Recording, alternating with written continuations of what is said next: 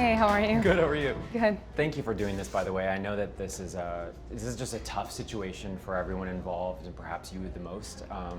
So can you just walk me through what the past few days have been like for you and how you're feeling now that this has come out? Well, I think it's been most tough on the Jane Doe that was in the story, just because it's the victim is the victim. So whatever she went through and what she's gone through, the subsequent years, that's really what's most important to me.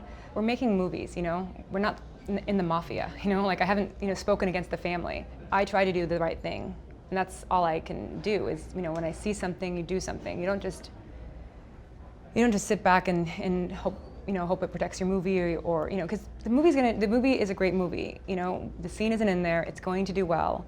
We can't tell stories about people and then not care about people. People understand that it's not an easy thing to be the one to speak up, and there are people who get very mad at you for not just helping them bury it. How hard has it been walking through this with your cast and with Shane Black? Well, I haven't heard from Shane. I did see his apology that he put out.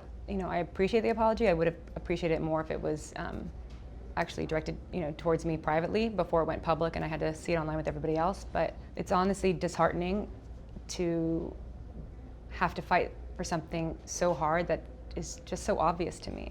Not with the media and social media and people that are close to me, and from strangers that I meet on the street and people saying things. But I do feel like I've been treated by some people as if I'm the one who went to jail, or I'm the one who put this guy onto our set. It was really important for me to have the scene deleted.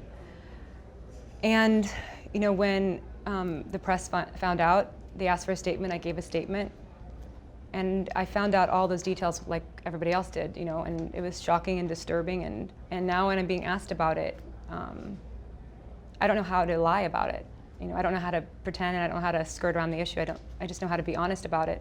It's a very lonely feeling to be, sitting here by myself when I should be here with the rest of the cast. Who did you seek counsel from before you made the phone call to Fox? No one. I called my lawyer and my manager, and I said, I need you to tell them right now about this.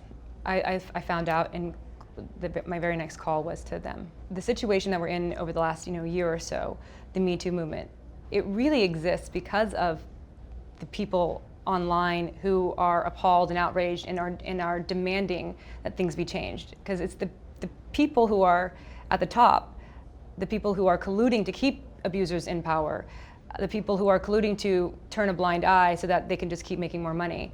They're the people who created this disparity in the first place. So we can't really depend on them to make a change. It's the people online and people who just express their outrage. For some reason, there seem to be people out there who are only motivated by the bottom line. So if the fans and the public keep expressing that they won't go support people who are abusers, or organizations or companies that support that, then that will make them change. But nothing really changes until people really see that it's going to affect them personally. Thank you. I know that this isn't easy for anyone, and especially you, so we appreciate you taking the time Well, to talk. I appreciate that people care that something like this happened, and that it's not okay to look, if somebody wants to share their platform and power with someone who went to prison for hurting a child, that's their choice. If they want to help that person, I wasn't given that choice. That decision was made for me. And my choice will always be to never give a second chance to anybody who hurts a child or hurts an animal. Everybody has their own prerogative, but if you're going to ask me, that would be my choice.